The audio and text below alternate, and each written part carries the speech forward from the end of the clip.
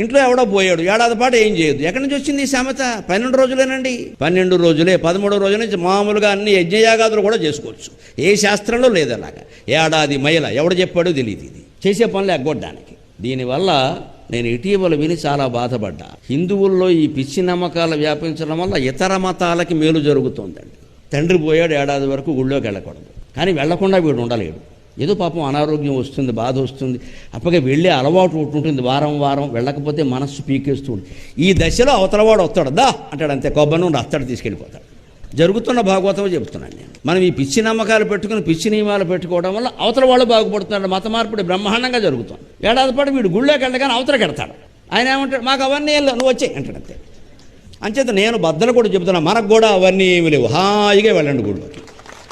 అందుకని మతం మారడం అంటే తల్లిని మార్చేయడమే, తండ్రిని మార్చేయడమే. తస్మాత్ జాగ్రత్త.